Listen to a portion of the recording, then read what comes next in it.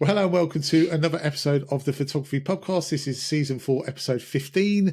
Hope you guys are well. There's 6 of us here this week. There's no Adam, unfortunately. He's in the UK, but he's out and about doing stuff. So hopefully we'll have him, whenever he's next available. So, but how are we, guys? We all right? Yeah, good. Yeah, all good. Yep. Yes, good. Excellent. Right. Before we go into anything this week, before we say how's everyone's week been or how was the photography show, I've got a quick question. Has anyone had any really stupid, harebrained ideas this week, Daz? What have I done this week? What have you done this week, Daz? What have you organised this week, Daz? What are we doing this week, Daz? Oh, sorry. That's not a harebrained idea. That's a great idea. Not for me, it's not. So, shall I tell the full story or just tell them what we're doing? No, just tell the full story. What? Your internet went out then? Say again. Tell the full story. Well, I wanted to do a charity walk. And I was going to sign up to like Macmillan or Alzheimer's or something like that. And then when I looked into it, I mean, if anyone's done this charity before, they might actually know kind of it's not new to them. But it was a £25 registration fee, which I was more than happy to pay. But then there was a fundraiser. And if you'd done 13 miles, the fundraiser was 250 quid. If you'd done the full kind of 25, 26 miles, the fundraiser was £300. But that means that I would have had to guarantee that. So if I didn't actually raise the £300, I'd have had to pay that out of my own pocket. And I thought, that's really cheeky for a charity. Because I thought, I'm more than happy to donate whatever I raise, but I don't want to sign up to something that's going to cost me 25 quid registration, 300 quid fundraiser, plus petrol, plus accommodation, could stand me in 500 quid. So then I thought, oh, what would be a great idea if I roped my friends in and then we all done a photography pubcast charity hike? And you guys have very kindly agreed to come with me, or we'll go together, obviously. So yeah, I've planned the hike this week. It's coming out. I've done about it must have been about 6 different routes.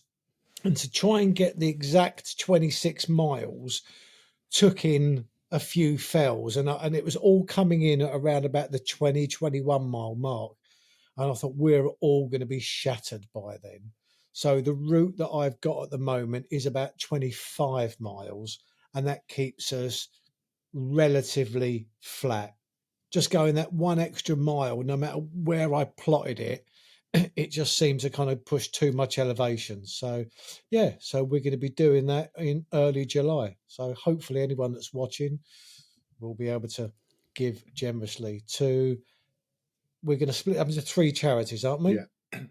Alzheimer's, MS, and the Disabled Photographers Association. Is it, Dave? Society, I Society. think. So, and Jamie's setting up you're setting up a Just Giving page, aren't you, for that? Yep.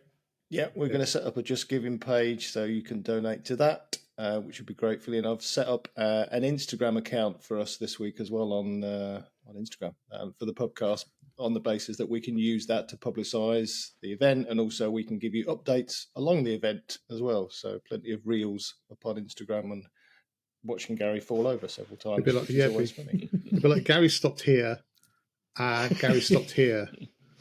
Gary stopped here. Gary moaned here and stopped also. Gary fell over here.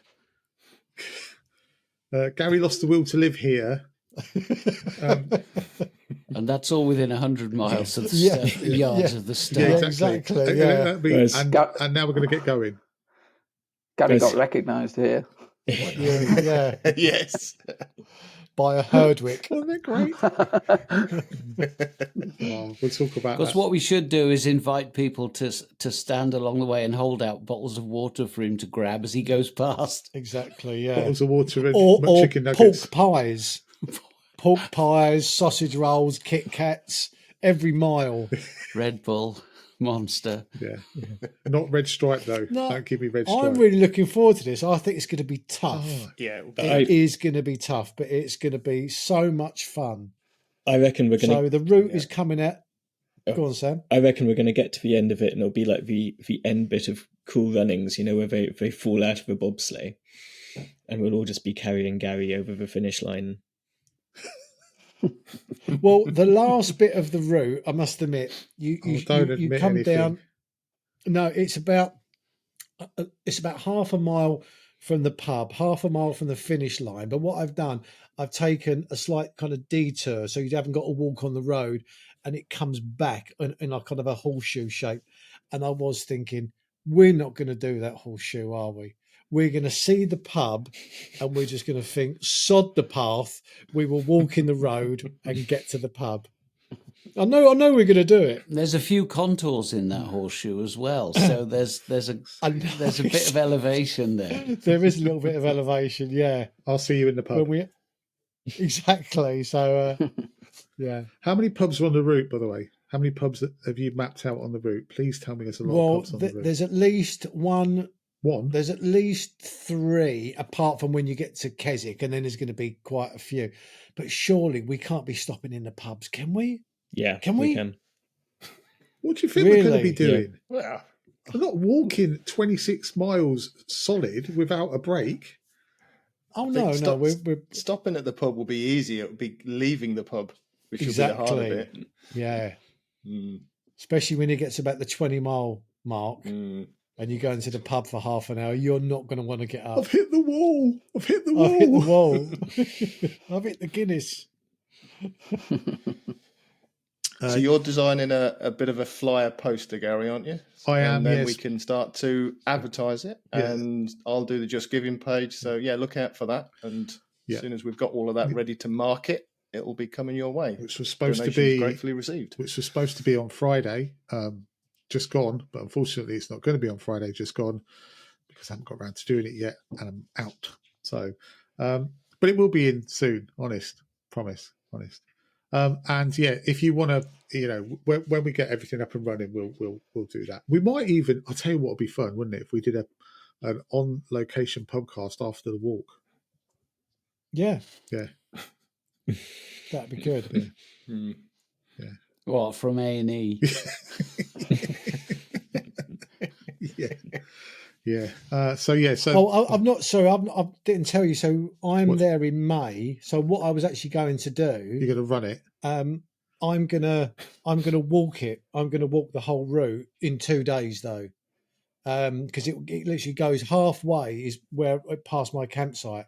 So I was going to double check it just to make sure, because I don't want to.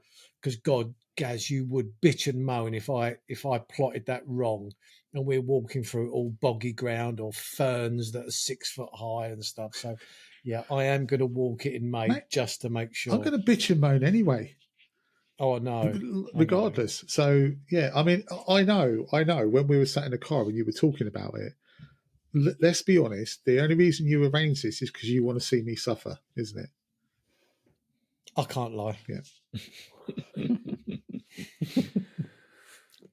Anyway. So yeah, so that's what we're doing in July, and we'll keep you all updated on it. And if you want to give some money, that'd be fantastic.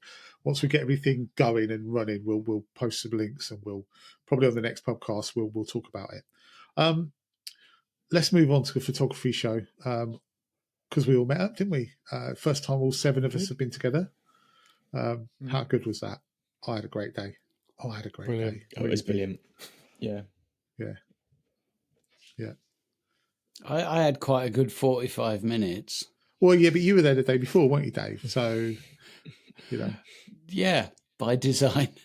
I bumped into someone, actually, Dave, right at the very end. I bumped into someone who said, I really wanted to talk to Dave. I wanted to have a word with him about what he said about diversity. And I said, well, he's not here now. So, but yeah, hello to you. Hope you're well. I have to say, I forgot so many names. So I spoke to loads of people. It was lovely, lovely talking to you all. Absolutely fantastic. But I'm so rubbish with names. I should have put them down. I only put one down in my notes, and that was it. But it was brilliant. Oh, that's great. I had a selfie at the end. I had a selfie.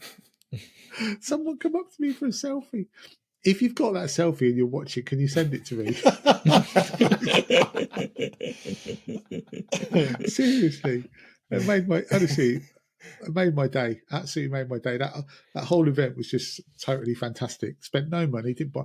And actually, before we go any further, this year I got a hot dog and chips and a drink for 16 quid. So it was actually a better deal than the one before, though someone kept calling me Karen, which was quite annoying. But other than that, yeah.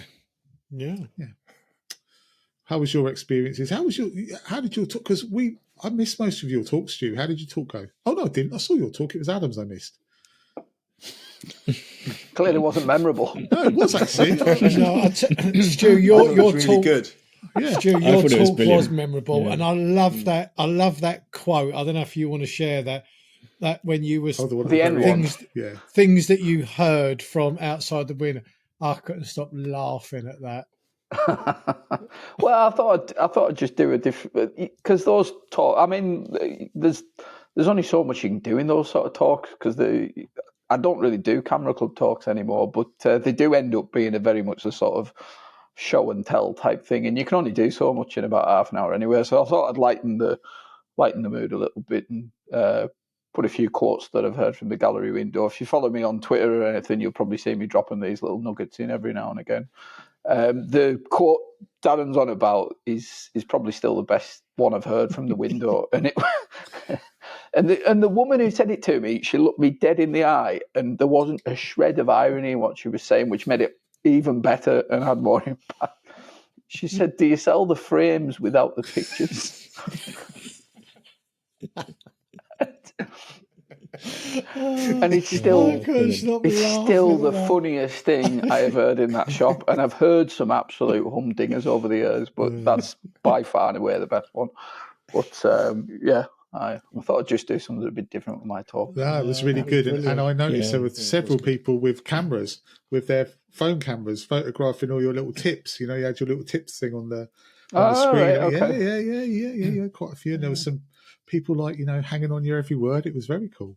It was very cool. No, it was Adam's. We went to, I am to please. Watched Adam's one, but he was quite, volume was quite low, wasn't he? So I couldn't hear it. What he said. Yeah. Couldn't hear it at all. No. Yeah. Couldn't hear it. Yeah. No. Did they adjust it for yours then, Stu? Because we could hear you. Fine. Yeah, well, when I tried to listen to Adams from the sort of the back, and like you're saying, they couldn't hear it. So when I went on, before I went on, I sort of said, "Look, can you have a look at the levels with this?" And to be fair, the system that they were working with, I think it was given to them. It wasn't one that they brought with them. So Right. I don't think they had a lot of kind of control over it. But they boosted it. I mean, from what you guys were saying, you could hear it a bit better, I think. Yeah.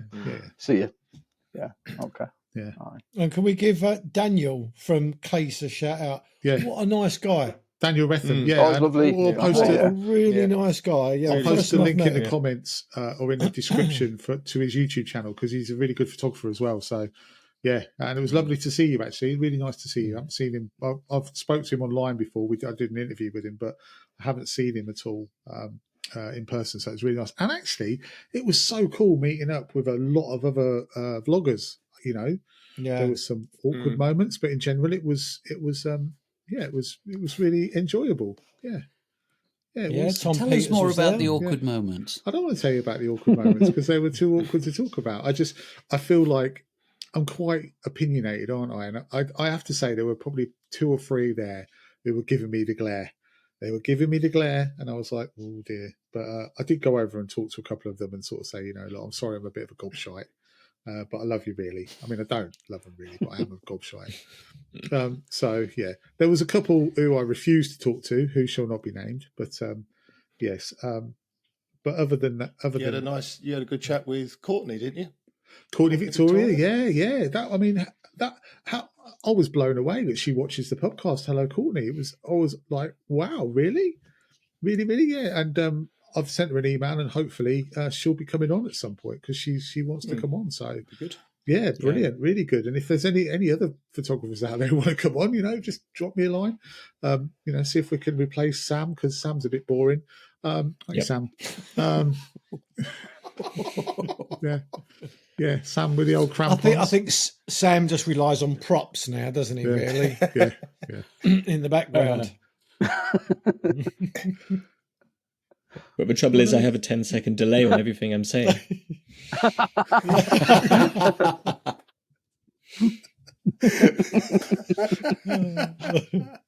Brilliant. Very good. Dear, that is good. That is good. And we'll come to that comment, Sam. Yeah, we'll come to that in a bit. He's not really boring, and I don't really want to get rid of him. But yeah, it was brilliant to talk to Courtney, and actually a few others. Marcus McAdam, who I spoke to from the photography online YouTube thing, was fantastic to talk to. Like, I'm not going to start naming people because I'll miss someone out, but lovely. Tom Peters, nice to talk to him. We haven't seen him for a while, so I'm naming people. But yeah, no, it's good, really good to talk to him. And you know, some of the F7.1 guys. And I met Daniel Bennett in London the day before. I did a street photography thing, and fantastic. Dan, lovely bloke, really nice. And it's just lovely meeting up with people. Owen, we met Owen as well, didn't we? Yep. Owen was there. Yeah. So really, And Nick Page. Nick Page. Yeah, well, Nick, I know Nick posted a comment of the photo and said, it was good to talk to son. I didn't get a chance to talk to him. I'm gutted about that. I spoke to him. Yeah. I spoke to him. Rob. My Yeah, I old had mate a Nick. chat with him as He well. only spoke to me. Yeah. He didn't speak to you. What? I think he only came over because I was standing. standing next to Adam. In all fairness, I hijacked him. I hear you were hobnobbing it as well, Dave, the day before with the big wigs. No, nothing happened. Nothing happened. No. You don't want to share that then? Well, there's nothing to share, is there? Oh, didn't you have a lunch? I had a cup of coffee with some photographers. That's it. I mean, there was nothing. Really much Nobody's else to celebrities report. here. Jesus Christ, man. I don't know. No, it's not Tom Cruise. Close. I call it hobnobbing. I already love myself enough as it is, apparently. You so. do, mate. You do. Well, providing that's you. Providing that's you. And we will come to that as well in the comments shortly. In due course. Yes. So, yeah, but all round a fantastic day. I thought I had a really great day, and I hope you guys had a good day too. And you Did we buy anything? Did anybody buy anything worth mentioning? No. Bought a nice bag. Oh, you bought some? Yeah. Oh, you got that bag, did you? Yeah, another nice man bag to go in my collection. Nice. Yeah. What, like a sling then bag maybe- or a rucksack? I don't know if you saw. I'll show you. It's just there. Hang on. Talk amongst yourself for a second. Well, he convinced me to buy a man bag as well, so I went and bought a man bag. Right. There's my man bag, my little think tank man bag for my. Oh, nice. And that's my little think tank man bag. So these for like handheld adventures. Yes, Well, yes. I've got Walking this trips. in the 5 litre one, and this is just the bigger one. That's all. So I can actually get a camera in this. Apparently, Jamie's starting a new thing on his channel called Landscapes Every Day. Apparently, or something one. similar. Yeah. Well, I Yeah, bought a think tank bag. Next thing I know, Jamie bought a think tank yeah. bag. You started everyday landscape, and Jamie started everyday Yeah, landscape. well, what's it going to be, well, Jamie? Everyday well, circular the- walks or something, is it? Well, I've seen the success in yours, so I thought, well, why not? I'm just going to bloody plagiarise you. That's what you do. You know, you've done it to me often enough, so get me own back. So. Yeah, Yeah, no, I'm going to do something similar. Yeah. It's not a bad Doesn't idea. stop I me. might start I might start a series called Handheld Adventures. Oh, hey, Well, there you go. I've already copyrighted that. Oh dear. So, other than the bags, did anyone else buy anything other than the lovely hot dog? No, I that bought a was few it. bits and bobs. What did you buy, Dave? I bought a new set of case filters. I bought the Revolution filters to replace my old Wolverines. I don't know whether they were always had hardly any magnetism or whether it's wearing off, but they had a habit of dropping off the lens while I'm walking. Okay. And I got fed up of backtracking to find a missing CPL or 0.9 grad. So I said, can I try these? And they're bloody hard to separate, if I'm honest, which is great. So I spent an arm and a leg on those. And I also bought a book. Oh, Soul Lighted, was it? Yeah. Yeah, it's a really good book. Yeah. Excellent. Sam, did you buy anything? No, I didn't. I had a nice chat with the case guys actually, which was really nice. So had a nice chat with loads of people, and it was, as you were saying, it's really nice when people were coming up. It was really nice to see Courtney as well when she came up. It'd be absolutely brilliant to have her on the show. And yeah, actually with the case filters, actually, I think as you just mentioned, Dave, about it being Wolverine filters, and they were saying there's quite a bit of confusion sometimes about that. Apparently the glass is called Wolverine, so actually all of their filters are Wolverine filters, but they've gone from the sort of the older filters to the newer filters, but the actual glass that they use is what they call the Wolverine ones. But yeah, no, really good show. So yeah, really enjoyed it. It was definitely worth the journey down. Yes, it was. Did the Wolverine filters have the problem within the variable neutral density one where you get the X on it? Don't know. I don't use a VND these days. Just wait for you to catch up on that joke. I'm there, Gaz. Yeah. I'm there, mate. Yeah, You got it. I'm there. Yeah, if you have to explain it, it's never a good one. The Wolverine ones are made out of adamantium, the frame. Oh, adamantium. Yes, right. Oh yeah. Totally lost. What is the joke? X-Men, here? isn't it? X-Men. Wolverine's from the X-Men, so I was saying that the X Oh, on the, I'm sorry. I don't read cartoon books because I'm not 9 years old anymore. that's another portion. I mean, I used to when I was 9 years old read Marvel comics, but not anymore. Not anymore. No. Okay, well, thanks for ruining that joke, Dave. Really appreciate it. Oh, by the way, Dave, someone commented and said they thought it was a little bit tense last week, and I was like, it's just how we banter, innit? So if you're watching, I think his name was Stig. If you're watching, it's just banter. We love each other, really. The Stig. No, it's not the Stig. No, The Stig. yeah, no, it's not. Well, it might be the Stig. I don't know, but yeah. You live in a dump. You'll have to ask him. Yeah. I'm not going to get that personal with him. But yeah. So no, we get on well, don't we? We all get on really well, don't we? Honestly, yeah. Moving on. Let's talk about some comments, shall we? We had plenty of comments last week. Lots and lots about the equality. Dave, you had a lot of people agree with you. A lot of female people agree with you as well. So, there was maybe one who wasn't quite in agreement with what we were saying, but that's life. And it's thank you very much for commenting and saying that, and telling us it was an uncomfortable watch, because that's what we're trying to promote, is a bit of debate. So even if you don't agree with us or we don't agree with you, it's still okay to have that conversation. But Dave, I want to move on to one of my favourite comments of the week, which was from Al Stewart, and he said, "The guy with the grey hair doesn't half fancy himself." Well, why are you addressing that to me amongst because 4 other people with grey hair? Well, because Daz wasn't here, to be fair, and he's the next sort of. He's got quite, because your grey hair's quite obviously grey, isn't it? Whereas mine is short. Mine? Well, yours is obviously grey as well, Daz. Yeah, but you weren't here. Oh yeah, it is, isn't it? Yeah. So I'm assuming he was referring to you. Couldn't possibly have been. Well, I mean, but the thing is, we all love you as well, so it's okay. So you can love yourself, fancy yourself, and we love you too. So that's all good. I mean, no, to be fair, if he was referring to me, I'm sure that my self-confidence just oozes out of every pore. Yes, and I want to say thanks for watching, Al Stewart. And I was going to make a joke about one of your songs, because there was a singer called Al Stewart, but I got the wrong song. So, that's blown out the water. Sam, do we want to talk about any comments you've received this week? Yeah, we can. Sam yeah. the Bod Bose. Yeah. Well, do you want me to read out the comment about it? Yeah, go on then. Read it out, Gary. Okay. This is from it's Cymru, right? Isn't it? It's not Cymru, it's Cymru, isn't it, Dave? This is from Cymru RJW, and he was talking about diversity originally. Oh no, we'll put it all in actually. Said diversity does not interest me at all. I would rather listen to a black lesbian one-legged photographer talking about Joe Biden than the bod, which I think is you, Sam.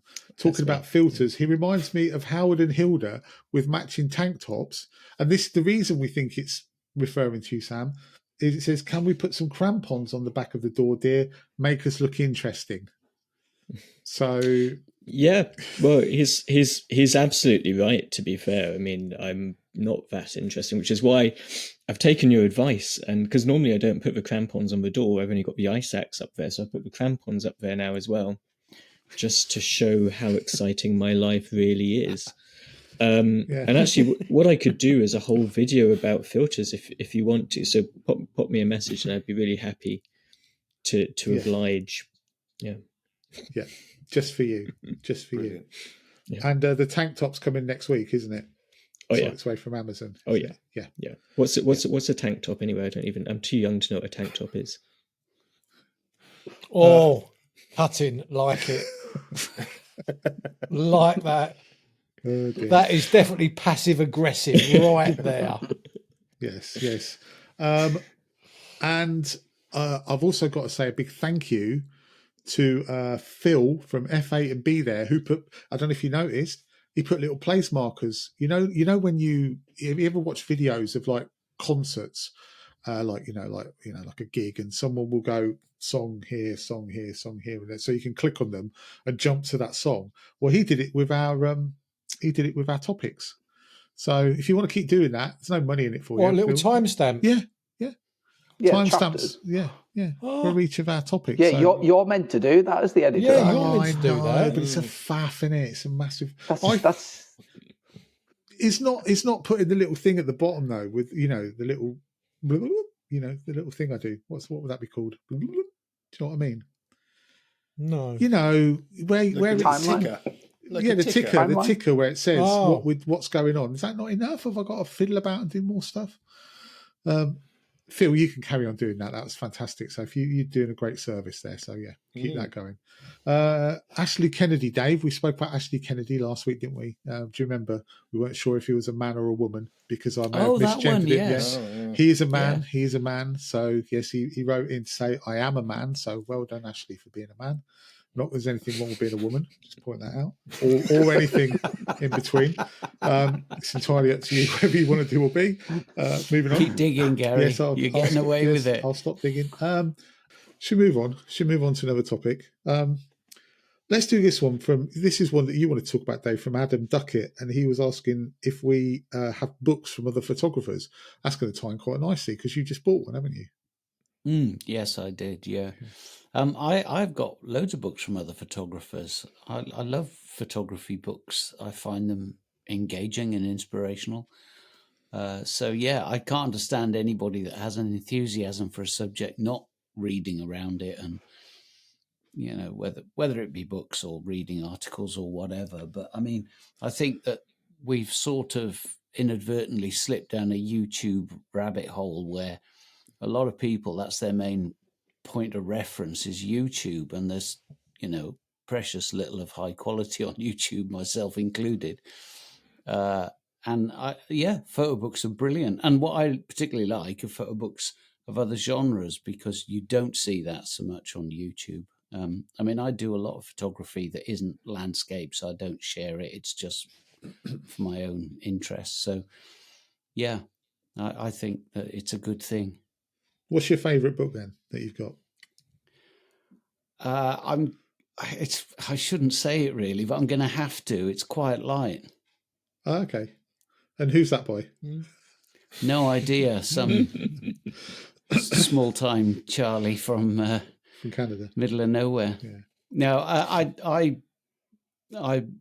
always really enjoyed Adam's work, and funnily enough, he, on his talk on the case stand, used an image that I've been using for about 6 or 7 years in my Camera Club presentation as an example of influences and inspirations. And he showed the exact same image as to make a point about something. And I thought, okay, then I'm not completely off kilter here. Does anyone else have books, photo books? Yeah, I've got loads. Yeah. What are you guys' personal favourites then? What's yours, Stuart? Well, you can probably just see over my left shoulder. There's a rack there of books. Favorite one, probably Healing by Colin Bell. Colin does it. I mean, I think he's still taking pictures. There's a lot of people who watch YouTube probably won't know about Colin Bell, but Colin Bell is the guy that kind of really popularised Home Fell. If you're a landscape photographer and you go to the Lake District, a lot of people go to Home Fell. I'm like a lot of photographers that have been photographing there.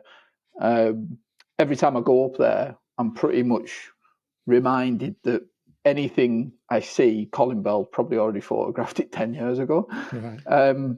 But his book chronicles his time around Home Fell and Hodge Close, taken over about a 10-year period, and it's an absolutely beautiful body of work. And also just the sort of tactile nature of books. You'll get certain images, and there's a lot of images in Colin's book that, you know, they won't have a lot of impact on social media, but when you see them within a collection around other similar images, and you can see a story and a flow to them, you know, they really work well. So Colin's probably was a big inspiration of mine when I sort of first got into serious landscape photography, was just seeing just what could be achieved over a long period of just going to a location and just photographing it. And yeah, probably his book. It's sadly you can't get hold of it now. I think the last time I speak to Colin now and again when he comes in my shop, and his big regret is he didn't do more copies, because he only did 500, and to be honest, he'd have sold 4 times that easily if he'd done them. But yeah, you can't get hold of it sadly. So I'm quite lucky that I've got one. Excellent. What about you, Sam? What's your favourite book? Yeah, I've got quite a few. I don't have as many as I would like, actually, just because I can't afford to keep buying all the ones which I want. So, yeah, but there are a few which I find really inspiring. So, I've got a book from Theo Bosboom, who it's his Iceland book, which is absolutely beautiful. He did a lot of more intimate landscapes in Iceland, which that's a beautiful book. Actually, I really like that one. Alex Nail as well. So I've only got Alex's first Northwest Highland book. I don't have his latest one, but I do need to get a hold of a copy of it because I've got it. Yeah, and so No, yeah, so brilliant.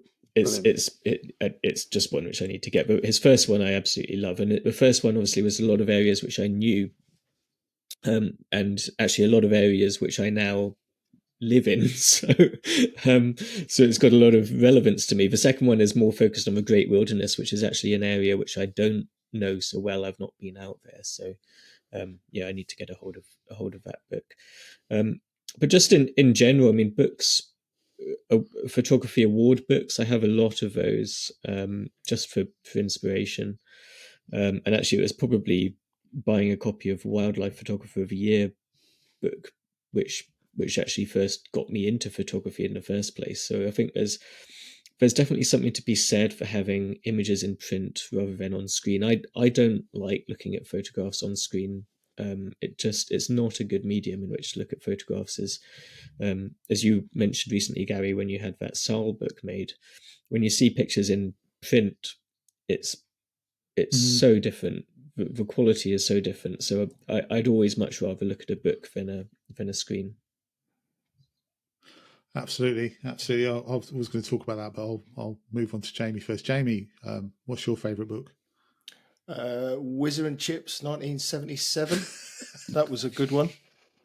In fact, I've got that one and the bastard. 78 and the 79 version. I think I've got all 3 annuals actually, so they were pretty much my favourites at the time.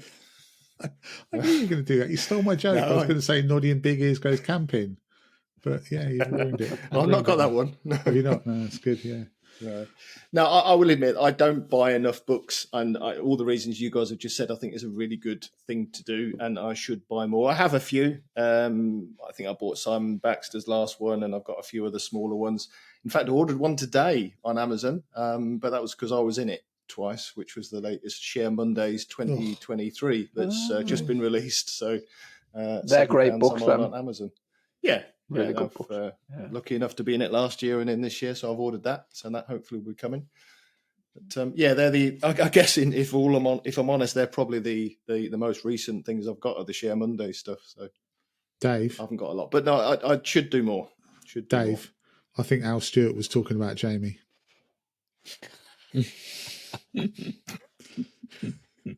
I don't think it's you. I've changed my mind. Daz, what about you? What's your favourite book? I don't buy enough of them as well, actually. I mean, what Sam said, apart from the award books, which I've got 3 or 4 of, the only kind of real photography book I've got by one particular photographer is Nick Livesey. And that's a great book, all about Snowdonia and his photos. Yeah, I really like that. But apart from that, no, I don't buy enough of them. Yeah, okay. So there's not much more I can add. Short really. and sweet. Well, yeah, I've got a few books. I think my favourite book that I have, photo book, is Joshua K. Jackson book, which is fantastic. Thank you very much, Dave, by the way, for that. It's a brilliant book. I love it. Every time I need a bit of inspiration on street photography, I'll go and have a look at that because, I love his work. I've got Nick's book as well, and a couple of others, but I don't have many. But you may know I did a video last week or the week before that I've got my own book printed from Saal because they gave me a discount voucher for it, and that's totally opened my eyes to books.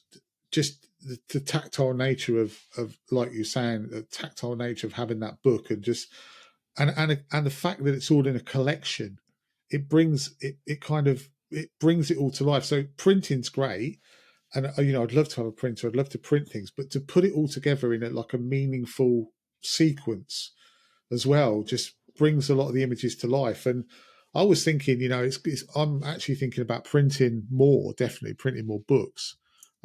Because the other thing about it from a personal point of view, from your own photography point of view, is I've actually got a higher regard now for my own photography after seeing it in a book than I ever had just looking at it on a screen as a load of disparate images. So, I'd recommend to anyone out there, if you to print a book, get yourself a book printed, even if it's only just for you, even if you're not going to do it, to sell to mass produce, it's just doing it for yourself is fantastic. So there's a lot of interesting books definitely now for me, and I may buy some more on the back of that. Okay, so before we move on to another topic, I've got a thing here that Daz has put in the group, and it says Daz's cooking segment. Daz? Mate, I've been really enjoying my cooking. Because I know Jamie cooks, I don't know, I think we spoke before. I think you guys kind of do a little bit, but I've never cooked. I cook. I've never cooked anything. And just the last kind of month I've been cooking. And do you know what I cooked the other day? Well, I know this is going to sound incredibly boring, but I cooked bangers and mash. Right now, I know you might think, well, but it was a Gordon Ramsay bangers and mash. So it's like bangers and fucking mash, was it? Yeah, pretty much, yeah. Yeah, and it's 40 quid a head. Well, actually, when you talk about books, the last book that I bought was Gordon Ramsay's book. I think it was called Gordon Ramsay in 10 or something like that. And if you go onto YouTube, he does these 10-minute meals, which are never kind of 10 minutes, but because it takes me about half an hour just to get everything kind of lined up on the countertop before I start cooking. But so it was. What was it? It was sausages, potatoes. So the sausages. I think there was thyme in there. There was thyme. There was garlic. Yeah, and then you cook it, and then you lower the heat, and then you put the butter in, and then you put it in the oven for I think it was about 6 or 7 minutes. Right. And the mash was done with olive oil and chives and mustard, and then I cooked some asparagus as well. And I'll tell you what, you try that. It was incredible. If you can't remember what I said, or I butchered it. Onion gravy, that was it. And there was onion. Yeah, sorry, that was it. That was the missing ingredient. It was the onion gravy that went with it. Yeah, you got to put gravy on it. Just go onto YouTube and Gordon Ramsay bangers and mash.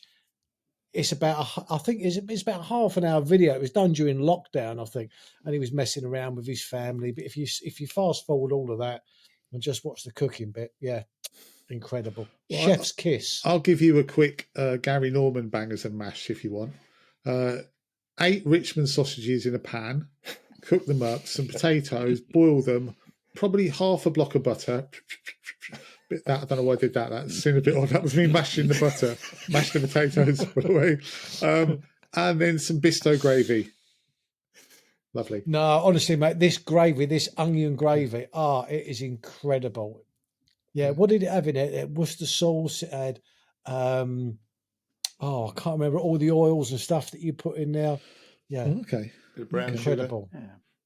Bit of brown sugar, Jay. Yeah, a bit of brown sugar. I put a bit of stock in there. Yeah, see, Jay knows his stuff.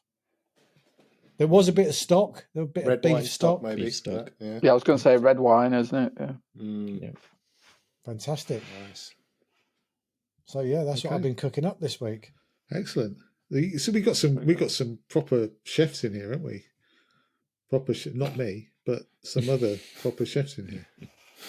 I'm all right now. I can cook if I can follow a recipe. Yeah. I can't just, Jay can. I mean, Jay will just kind of cook something from scratch without looking at recipes and stuff. But I have to follow the instructions. I like to play around with different things, recipes, and I've had those Gusto boxes for the last probably 2 years. I had HelloFresh before that. Oh, that's cheating. Well, it's not cheating because you everything's just kind of burst my bubble. I thought you was really good. And basically, you're just buying a Lego set now, aren't you? And just kind of putting it all together. And that's it. You might as well just ping on the microwave. You've still got I'll to tell cook everyone it. about my mate, Jay. Oh, he's such a good cook. And you just exposed yourself. What I was going to say was, although I've been having these Gusto meals and we still have them every week, and every day I'll create a different recipe following the instructions that are all measured out in the right sachets, etc. But you get to understand what flavors go with what spices do what with other things. So at weekends, I will experiment more, and I'll go in down at Tesco's and I'll say, right, I need some cumin, I need some paprika, I need some of that, and I know that will go. And you can then create something from the knowledge that you've got from cooking the Lego set that you did in the week. And I like to experiment because you tend to then put your own measurements in as well. Because with Gusto, they only give you the measurements that they think the recipe needs. But if you like a certain flavour more than the others, then you can just go overboard, put more garlic in if you love more garlic, or put more spices in. We love spices, and the hotter the better in the house. So we'll just whack in the spices. Jamie Overland, living on the edge. Sometimes I put in more than it says on the recipe. Check me out. I'm a rebel. Do you want to know what I had for my dinner tonight? Go on. Because I ate it early.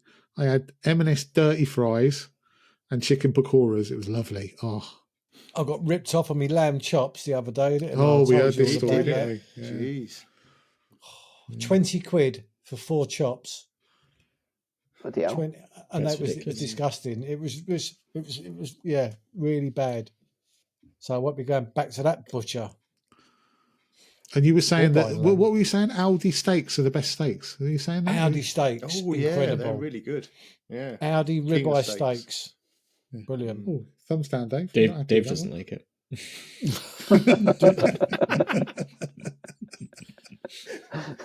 I don't know what's going on with this. I don't think that shows up on the actual final edit, but on this does. little thing here, when we're all talking, does it? Does it show up? I think it does. So Yeah. we'll see a thumb down, will we, from Dave? Yeah, yeah. Because normally, if you put your thumbs up, it doesn't work for anyone other than Dave. Oh, I could have some fun with this. Yeah, if Dave Well, I puts don't his, even know where that is. we just Where's you just the put your emoji thumb. thing? You just put your thumb up. I think if you just literally put your thumb What, up. and it does it? Yeah, No, it doesn't. no. Not for me. Put your thumb up, Dave. No. Oh, I put one. Oh you yeah, see you that? got one. How'd you do that? Right. Oh, nothing. No, don't work for us. So it's always good fun. That's wasted 2 minutes of time that we'll never get back. Hope you enjoyed that bit. Especially if you're any listening. more cooking tips, Dad? Yes, exactly. Brilliant if you're listening. They won't be able to see your crampons now if they're listening, Sam, and that's a real loss. So, any more cooking tips, Daz, before we move on No, to something else? but next week I'll tell you what I've been cooking this week, next week. So stay tuned for another riveting episode of the photography cooking pubcast. Yeah. Have you got any plans, or are you just going to wing it? Well, I might venture into the pinch of nom rather than just kind of getting it delivered through the post box like Jamie does. Just kind of opening the flatbed and just feeding all this spaghetti and sausages onto the mat and then shut it again. Just imagine that, can't you? Jamie just catches it in a bowl as it comes through and he just shakes it, and there you go, kids. Dinner is served. There's your review of Gusto going on their TripAdvisor page or something. Yeah. Have we had any photography conversation yet? We haven't really, have we? No. No. We've got no photography. We did books, topics. photography books. Oh yeah, photography books. books. So that's enough, because I'm saying we've got no photography topics here on this list. Is there none in the comments? No, we looked through the comments. All I could see in the comments was, there was one from I think. Hang on, I've got your name here. Mike Harmon, who we met at the photography show, me and Sam, didn't we? And he was talking about Sycamore Gap, saying, because we have never mentioned what happened at Sycamore Gap. I'm not sure how that's going to relate into. I mean, it can relate into photography, I guess, but yeah. We didn't What happened at Sycamore Gap? They chopped the big tree down, didn't they? Yeah. Yeah. That's it. That's it, isn't it? Yeah, but we never mentioned it on the podcast. Oh. It was a big deal to some people. Now we have mentioned it. Yeah. No, we have mentioned it. But yeah. And there's a little thing growing, isn't there? Have you seen that? There's a little sprout growing off the tree, so it will be back. Yeah. I think that's where Adam's been this week. Bit of all they need is a little bit of baby bio, and next year, poof, it'll be up again. That's what it'll be. A little bit of baby bio. It'll be back to its full glory. We can alternate between. Jamie? You think Adam's? We can alternate between Daz's gardening tips and his cooking tips. Yeah, exactly. I think Adam's been there this week, according to his Instagram reel. I think he was on Hadrian's Wall anyway. So okay. Is he going up to Scotland? I guess. Did he say he was going up to Scotland? Yeah, that was his plan. Yeah.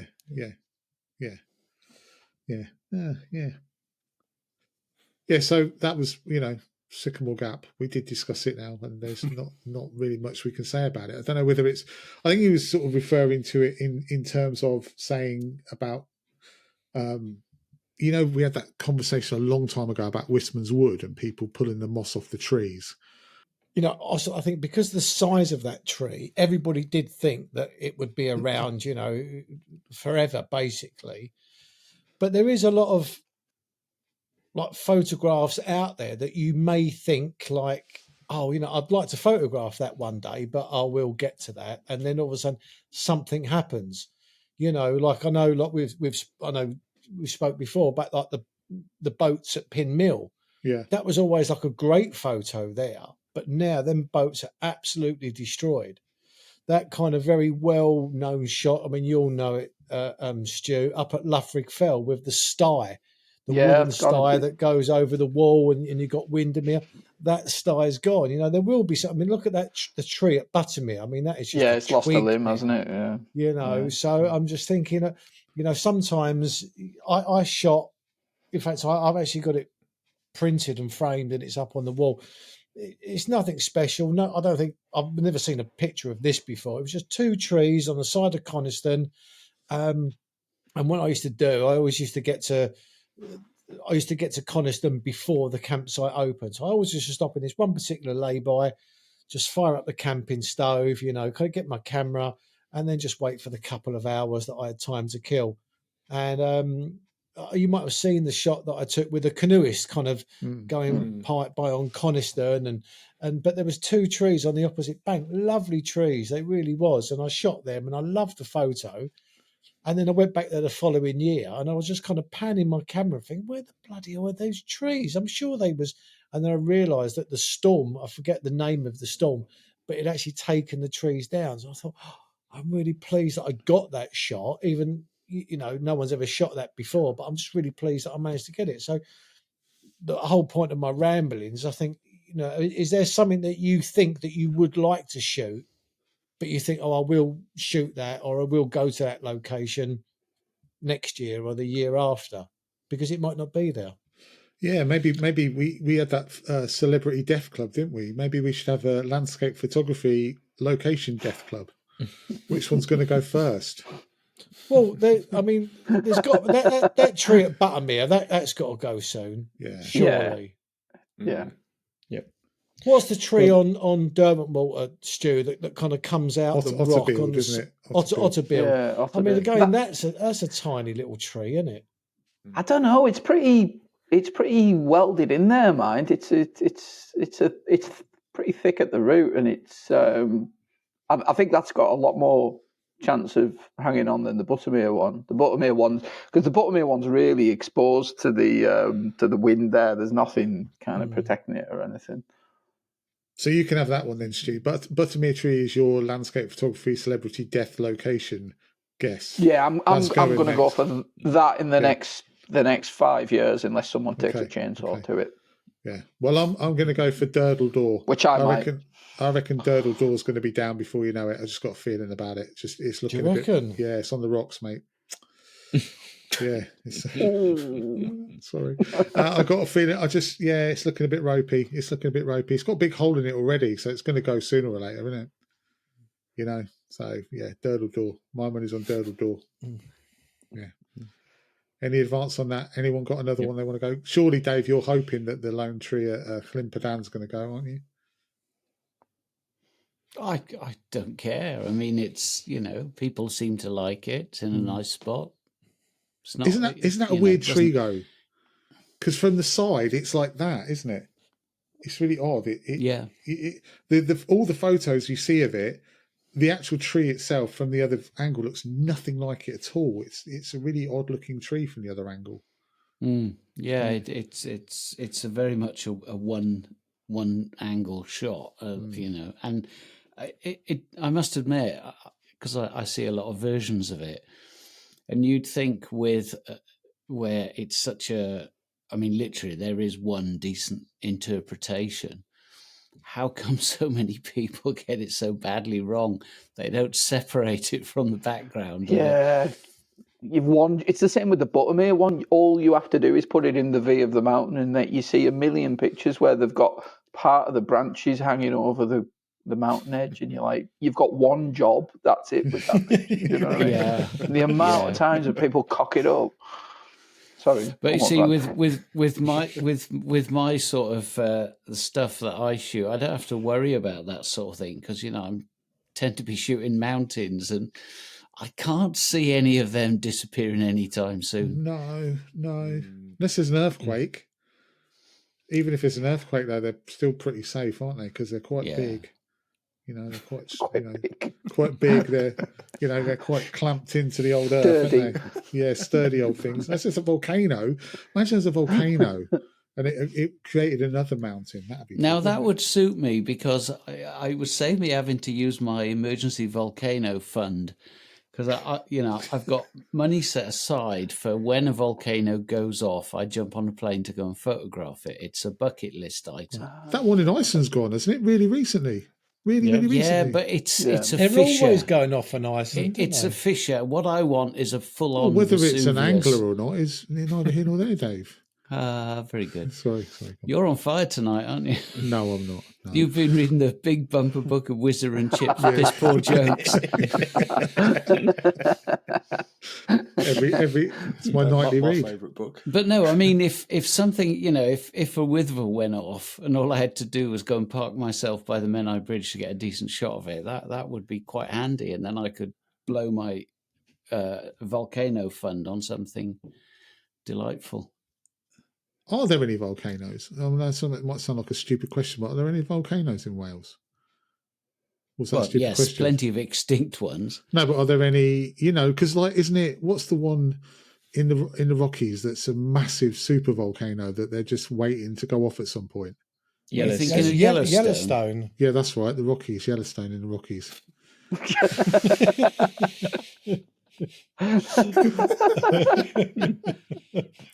if Yellowstone goes up, we all might be in trouble. That's Yeah. that's Yeah. a massive. Yeah. Could be. Yeah. But there's Pompeii. nothing. I know I'm showing my stupidity, but there's nothing around here. That's Not in the UK, not the no. Fens, obviously, but Not in the Fens, no. no. Not So the nearest, I think we're safe in the Fens, Gal. yeah. Yeah.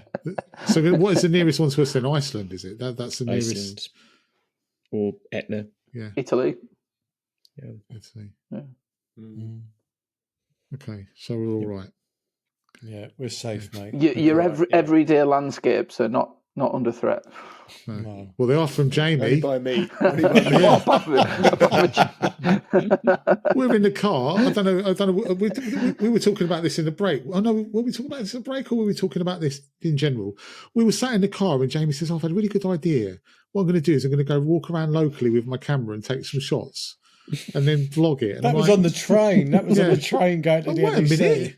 You totally misinterpreted what I said. That isn't what I said at all. What did The you word say? local was probably in there, but that was the only bit that you got right.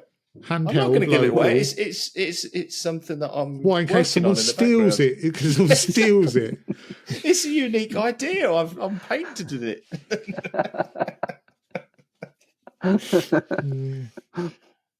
That's all Sorry, right. I'm going to bring that do. up. That's all right. Don't worry. We'll do a collab, Gary. There you go. We'll do a local landscape collab. We'll meet in the middle of where we both live because that'll be local to us. Okay. All right. That sounds fair. And then we'll put our videos out at the same time on the same day because that's always good when people do that. I love it when that happens. Yeah. Where were we? Volcanoes? No. Landscapes. What were we talking about? I've totally forgotten. Landscapes. Landscapes under threat. Yeah. Deaf Club for landscapes. Landscape location deathmatch. Yeah.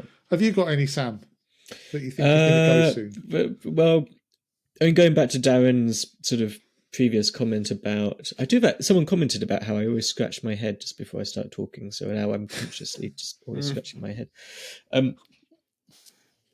Yeah, there's been a couple of landscapes which I've shot, which you now can't shoot again. So there was where I used to go during when we had the pandemic on, my local woodland, which was my only place to go and photograph. There was a big old oak tree there.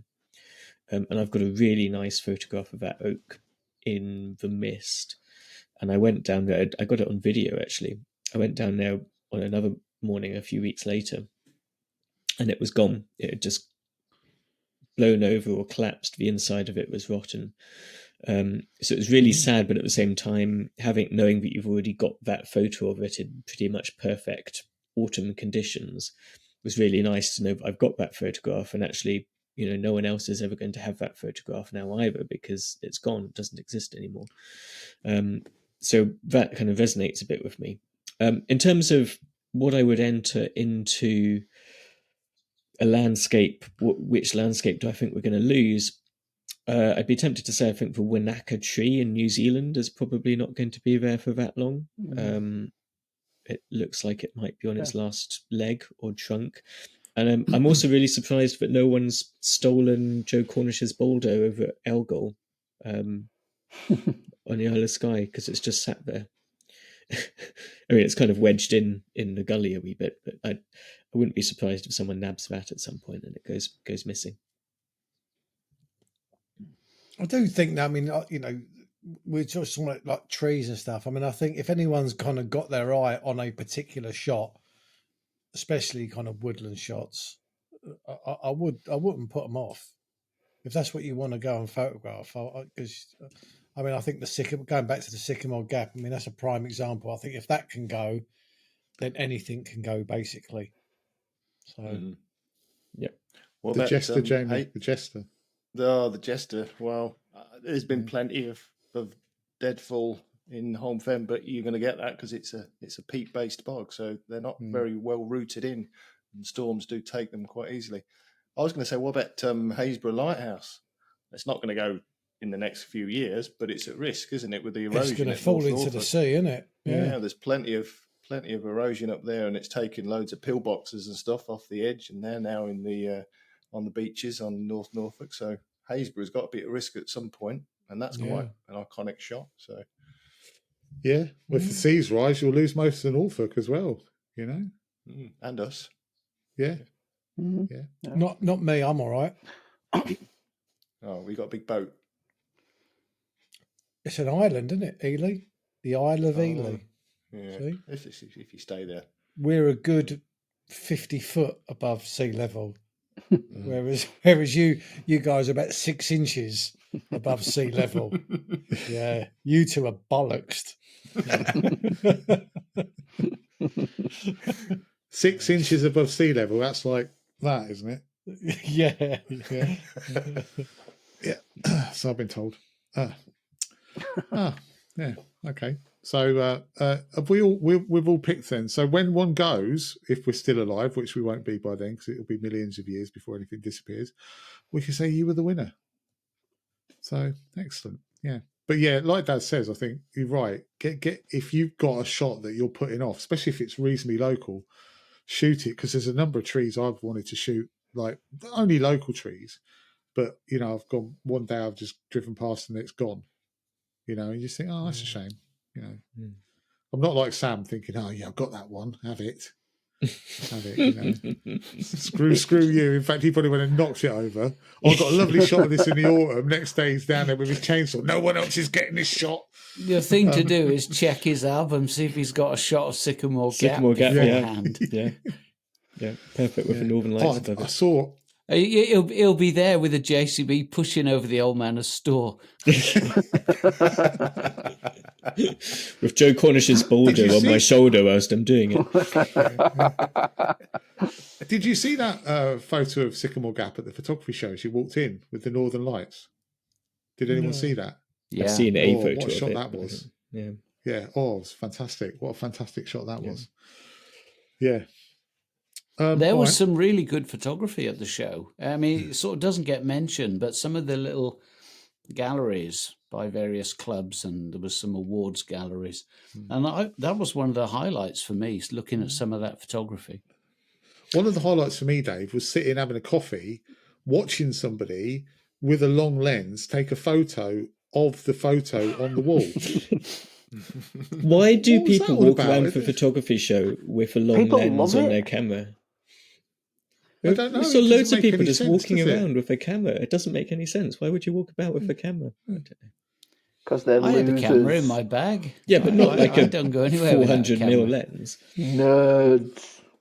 No. There was literally someone, it must have been at least a 200mm lens, and they were stood like that next to the thing going, right, I'm going to get them. Can't get it in focus. I'm like, what are they doing? What are you? I was like, literally, what are you doing? And it's the ultimate in pixel peeping, isn't it? Yeah. But it's taking a photo of someone's art anyway, isn't it? It's weird. I find that weird, taking a photograph of someone else's photograph. It's, you know, I guess I took some convention. But I said to you at the time, I went round with my phone taking pictures of some of these images in some of these exhibitions for a number of reasons. One was that there was little things saying where it was shot, and I thought, that might give me some ideas. So I'm walking around with my phone taking pictures of other people's art. So admittedly, it wasn't a 200mm lens and a full frame camera. I'll give you that. I'll give you that. I'll tell you what was interesting as well. We were walking in, and the same day that we were there was the bodybuilding expo. The Arnold Expo. It was so funny with the vests. Yeah, because you had all these like real like sort of like walking in like that, you know, or beefcake, and then like a nerd walking in with his camera bag, and us nerds walking in with our stuff, and another nerd walking in. Like, they're going to a photography show. He's not. No, he's going to the beefcake exhibition. They're going to the photography show. that was interesting. We were all out in that little bit having a vape, weren't we? Yeah. It was really segregated, wasn't it? There was kind of us. Beer bellies, and over there was all kind of like V-shaped backs and tight vest tops. Yeah. Going down and giving 10 push-ups while having a vape. Yeah. Coming out with their steroids. Yeah, interesting. It was an interesting experience. Very interesting experience. Not as good as the one a couple of years ago when it was Comic-Con, though. That was interesting because you walk out and there's Darth Vader. And you're like, okay. Well, they actually came into the photography show and walked around it as well. Did they? Yeah, they did a whole kind of Star Wars parade down the photography show. Unless I dreamt it. Oh, weird. I'd like to go to that. Perhaps if it's on next year, we could go for 2 days. We could do Comic-Con one day and the photography show the next day. I wouldn't mind going to Comic-Con, you know. I don't know why. I've got no interest Who in would you anything that's dress up? there, but- I reckon you'd be a really good Ewok. I'd have thought I would have thought I'd be a ready-made Shrek. I'd be a ready-made Shrek, wouldn't I? I would have thought. No, an Ewok. You'd be a great Ewok. Yeah. Who would you go as, Daz? Me? Yeah. Oh, I'd be someone like Han Solo, someone cool. Oh, but yeah, right, you. yeah. But Yeah, I'd be an I'd Ewok. be Han Solo. You'd be the Ewok. Yeah. Right.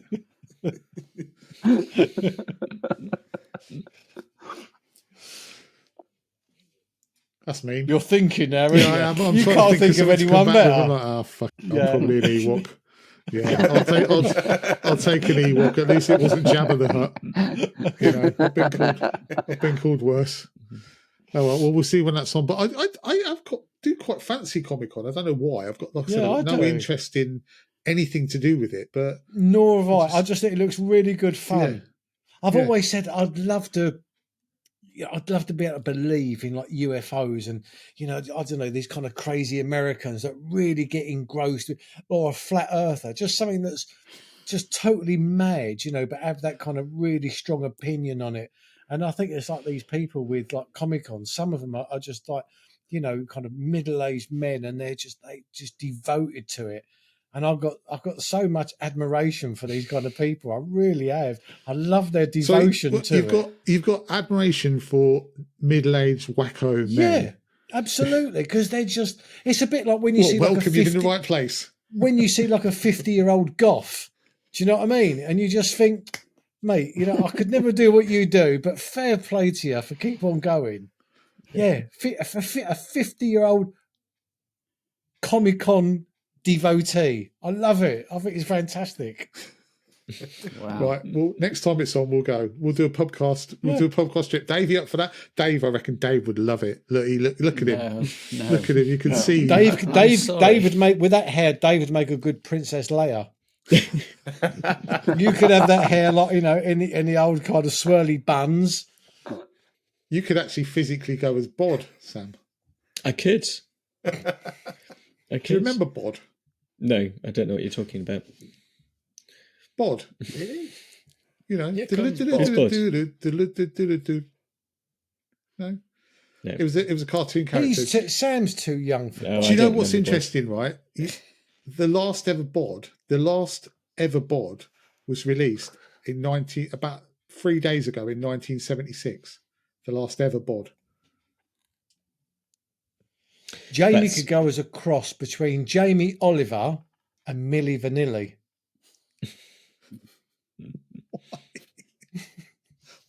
Let that one sink in. What, And on 'cause that he's note, fake? I need a Because wee. he's fake. Because he's There you cooking's go, fake. you see? I got it. Well done, Gal. We're on the same wavelength. Yeah.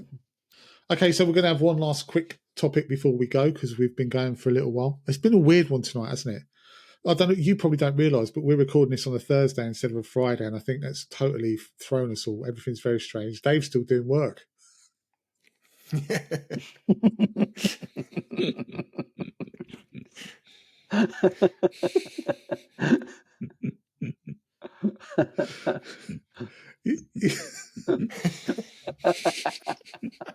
Quick email.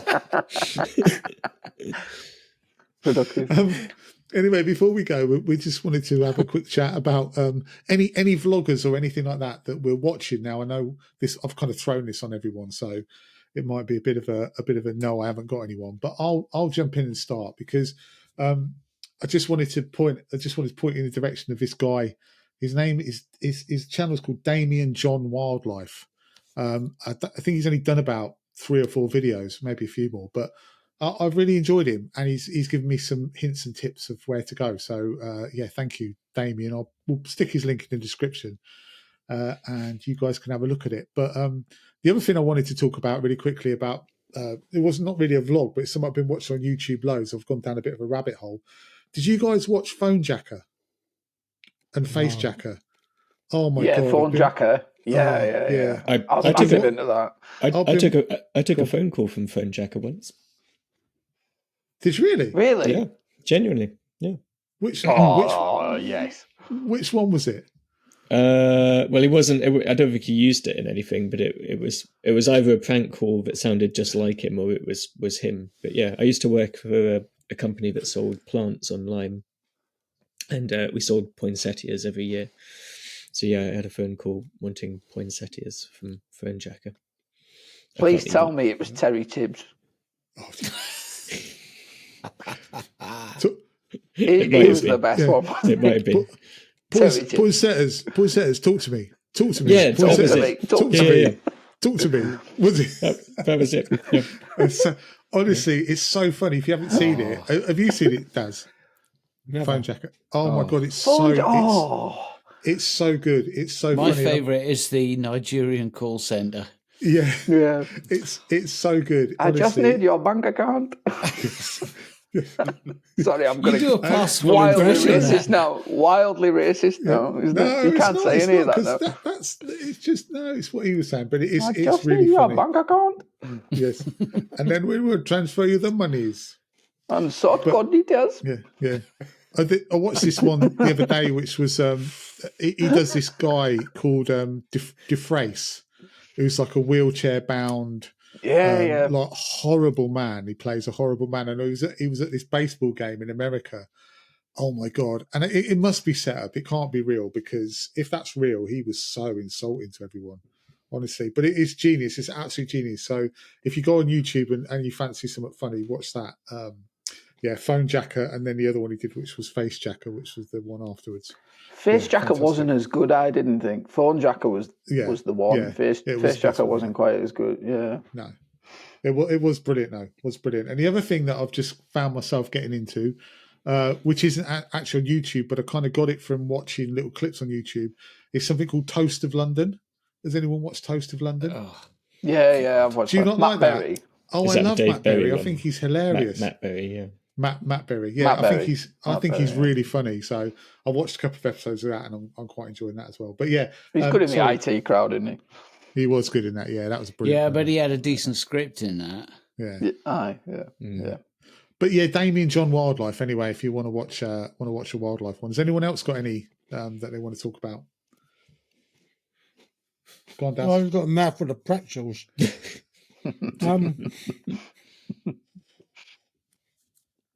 There's a guy called Sean Atwood. I don't know if anyone's ever heard of him, but basically, Sean Atwood. Oh, is he the crime guy, the underworld guy? Well, he does a podcast, but before his podcast, he was actually the interviewee, because he was when he was at school, he wanted to go into the stock market, and he's pretty much self-taught, read all these books, and then ends up going to America. Yeah, I know what you mean. Yeah, and basically he done really well for himself. He kind of, I don't know, he was like a drugs baron, wasn't he? Yeah, he was a drugs baron. But he was on but legitimately he was on about £500,000 a year or something like that through the stockbroker. He was so successful, and then he started buying ecstasy tablets and just kind of giving them away. And before you know where he was, he realised he liked like the limelight of being, this guy that had the drugs, and started dealing with the drugs, and left his kind of stock market business and became like a full-time drug dealer, kind of getting them in from Amsterdam and all that. Then he got put in prison, and that was his kind of story. It was his kind of life, kind of between selling the drugs, getting put in prison with the Mexican mafia and all the stuff that he was dealing with. So he was actually being interviewed by a lot of people on YouTube, but now he's set up his own channel interviewing like-minded people. But I don't know if you've heard this one. Have you seen the one with Tug of War, Stu? No. Right. No. So watch. So this guy, he's an English Greek Cypriot that's brought up pretty much in Hackney with a load of Jamaican friends. So he pretty much speaks with a Jamaican accent. So he's a complete mongrel. Ended up going to Jamaica, buying drugs, got put in prison in Spanish Town. And his story is absolutely hilarious. So if you want something to listen to in the background while you're working, Sean Atwood, and then type in Tug of War. Fantastic. Tug of War, the name of the episode or the person? Is the name of the person. Tug of War. Yeah. So you can either listen to Sean Atwood's life story if you type him in, So I think the True Geordie interviewed him. So you can listen to Sean Atwood's story, or you can go on the Sean Atwood's podcast and listen to the people that he interviews. And one person that he interviewed was a guy called Tug of War. Fantastic. Well, I'm definitely moving on to Jamie now because I know Jamie's got loads. Seriously? No. No. I've got nobody to recommend, if I'm honest. So move on. I've got nobody. No. Any particular videos you want to recommend recently? Do you know I watched one the other week from Nigel Danson? Did anyone watch the Nigel Danson one? Yeah, I watched that. Yeah, I thought that when, was quite... when he said that he was going to stop making as many videos. Oh, yeah. Yeah, I watched that I thought that was quite a heartfelt video, actually, from Nigel. Yeah. Fair play to him, though. He's been churning them out for, 5 years? More than that. Longer than that. Got to be burnt out. Got to be. Well, that seems to be a bit in vogue, isn't it, at the moment? People saying they're stopping. Is Gavin, did I read Gavin stopping? Did I see that on a video? He's scaling back as well. And yeah, maybe the money's gone out of YouTube a little bit. Maybe they're looking for, other income streams. I don't know. But yeah, sorry. Anyway, it's got to be difficult though. We've said it before. It's got to be hard to keep putting these kind of videos out week after week. I don't know how they do it. Fair play to them, but it's got it. What it is, I think it's catching up with them now. Yeah. How do you do it, Gary? Well, it's hard. It's hard, but I like to keep it fresh. So I like to do different things often. So one time I'll be plugging something. Another time I might plug a Ulanzi product, and and then sometimes I just keep it fresh. Work. Yeah, it's been difficult for the last 3 weeks to do it, but as a veteran. So you've got nothing you recommend then, Jamie, to anyone? No? I haven't, honestly, no, because you put me on the spot. Most of the stuff I watch, you guys watch as well, and there's nobody I want to particularly call out. So, no, sorry. Dave, you got any? Yeah. Excellent. A couple of channels. Actually, one that I mentioned to Jamie a while ago, Wind Hippie Sailing. Oh, yeah. She's still doing her around the world sail. She's been doing it for 5 or 6 years now, and it's just really engrossing. It's this 20-something girl on a 27-foot sloop that set sail from New England about 5-6 years ago. Sailed down the East Coast, around the Caribbean, through the Panama Canal, across the Pacific, and it's just a weekly vlog. It's fascinating. Also one that I really, really enjoy. It's one of those ones where when he drops a video, I'm straight on it. It's like, oh my God, there's a new guy called Colin Furs. He's a sort of home-based engineer. He built a tunnel under his back garden and a bunker. Oh yes, I've seen that. My son is right into him, yeah. And what's so good about it is the way he paces his videos, because he's a really, really genuinely talented amateur engineer. And he makes amazing things and does amazing things. He's currently building a garage, an underground garage, where his DeLorean will come out of the driveway on a lift in a 3-bed semi in Newark in Nottinghamshire. He's got 5 million subscribers, and he started a second channel, and within 6 months he got 1 million subscribers on that channel. I think he's brilliant, but he really works at his videos. You'd think that it would just be set some cameras up and do the actual work, but he puts so much effort into his videos there, and they're only 15 minutes, 20 minutes, and you get to the end of it and you think, oh no, I want more. And for me, that's the sign of an engaging YouTuber. Yeah, Absolutely. Leave them wanting more. Sam? Yeah, I don't watch a lot, to be honest. I think if I'm not watching photography stuff on YouTube, then it's music or book stuff. So there's a few channels which I follow which talk a lot about kind of fantasy books and things like that, which I quite like reading, which would tie in nicely with our Comic-Con when we go. But yeah, there's quite a few music channels I watch. Actually, it was music channels I used to watch on YouTube before I got into photography, and it was that which really got me. That's how I discovered Thomas Heaton. Actually, was because I was looking for a similar thing for photography. But one channel which I've always gone back to is a channel called Produce Like a Pro. And the videos he does a lot of sort of teaching you how to produce music type videos. But the videos which I always loved of his, which I'll still go back to and watch now, were just hour and a half long walking around a music studios and just basically just chatting to the producers about producing music and going through all of the rack mount gear. It gets quite sort of geeky when they're going through each of the sort of compressors and all of that kind of thing. But I could just watch those for hours, to be honest. I sort of lose myself in it.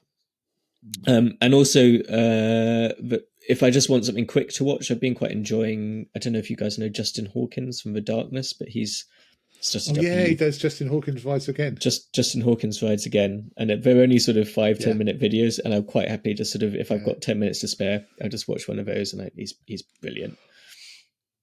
I tell you what, Sam, with him, the way that he'll like review, so he'll review a song, and then he'll pick his guitar up and he'll start to play the riff from the song. You're like, how do you pick that up so quickly? Yeah. How the hell have you done that? He's like, I need a capo for this one. It's like crazy. But I enjoy him. Sorry, go on. We haven't cut to Stu, but I've got another one that has just come to me. Go on, Stu. Go on, Stu. You go next, and then we'll go back to Daz. Okay. A couple, actually, now that I've thought about it. I did an interview with a lovely Australian chap called Grant Swinburne about a month or two ago. And he's got it's podcast based, but he's got a YouTube channel, and you can see the video from all of them. He's got a YouTube channel called, I think it's called Landscape Photography World or something like that, the podcast. But he gets a lot of good photographers on and long form sort of sit down interviews, which I know kind of in vogue now, I guess. But ever since the what was that? Dave. Sorry, sir. Ever since. Bloody hell, that was loud. Ever since the Togcast that was kind of like the original one in this country for sort of long form landscape photography podcast stopped, there isn't really that many decent ones, to be honest. But he gets some really interesting photographers on.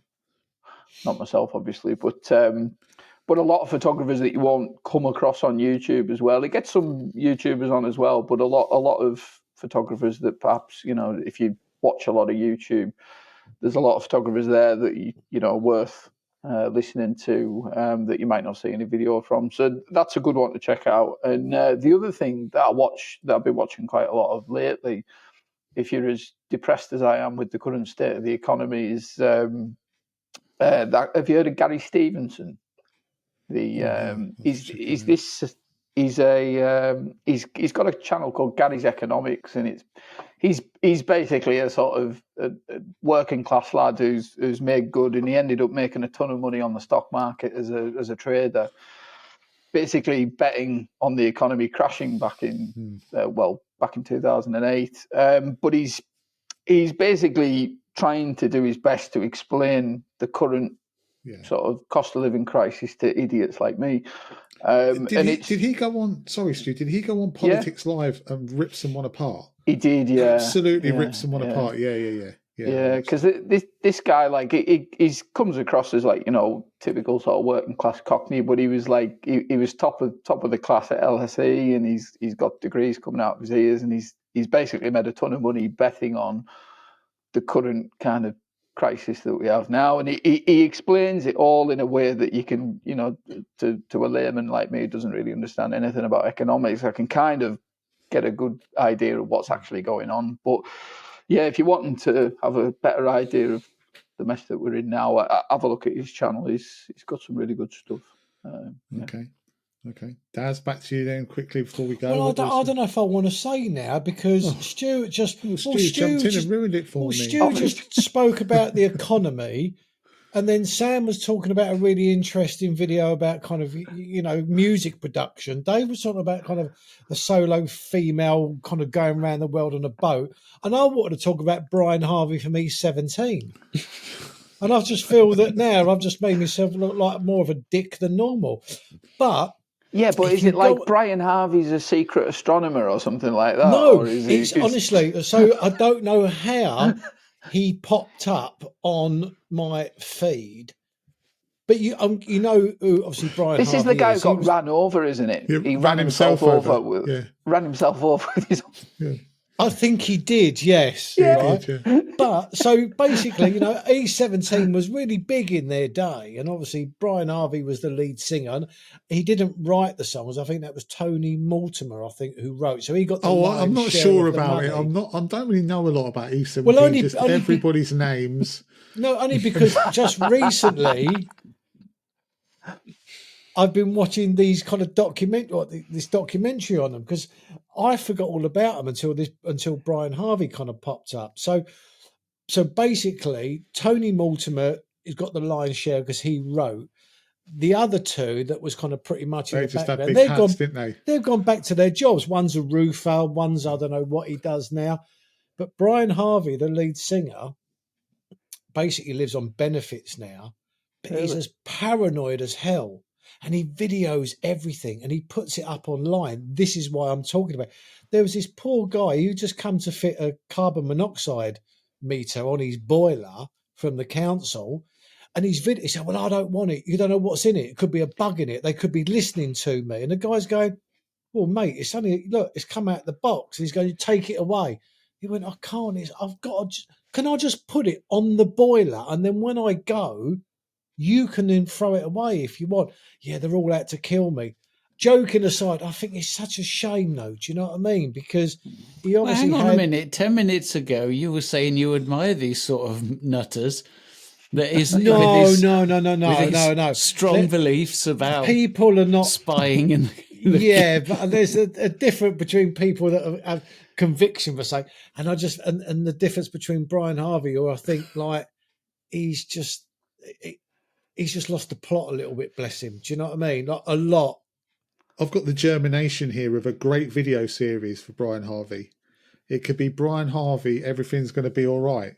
Yeah, right. And every time someone comes around and says, "I want to fit a carbon monoxide monitor," and he goes, "No, it could have have spyware in it," and then the other three members of E17 could like literally jump in and go, out. all right, everything's going to be all right," and then they go, "Okay, I'll have it," and every week it could be a different thing that he's stressed about, and they can reassure him. I do. I feel really sorry for him. You know what I mean? He's probably doing all right, but yeah, I just feel really sorry for him. When he puts his whole life on YouTube now, everything he does, he videos absolutely everything. So does it not feel a bit exploitative watching that though? Do you know what I mean?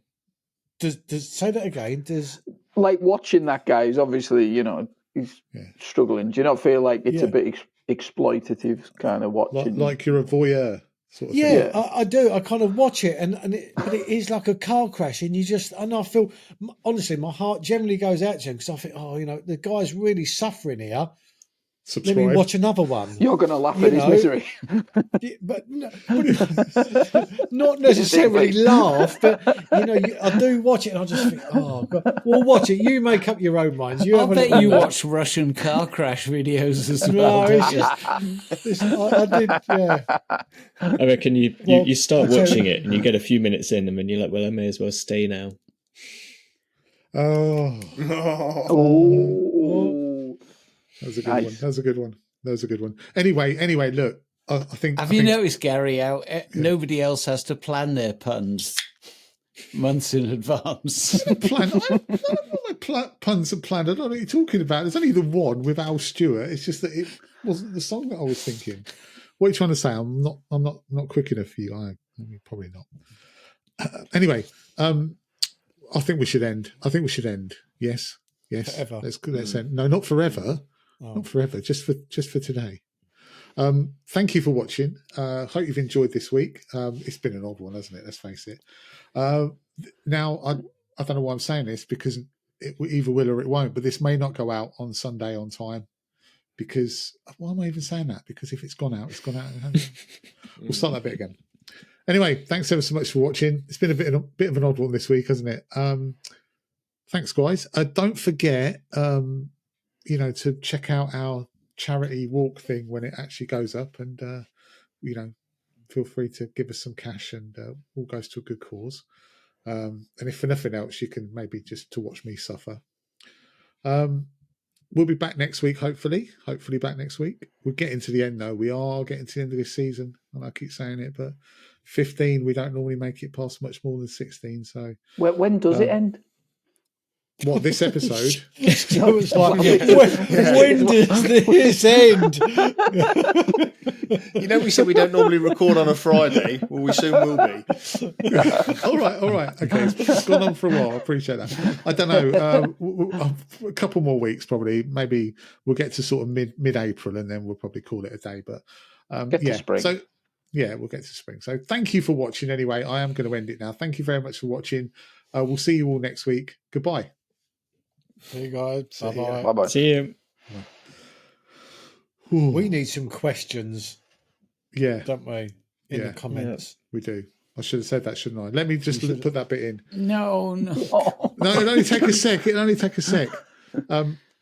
Just a quick one before we go as well. I know we've already said goodbye, but please send us in some questions, because we're really running low. And this is what you get if you don't send us questions. Anyway, goodbye. Everyone wave again. Goodbye. Bye-bye. Bye. There you go. Right, good. Now we're done. Now I'll stop it.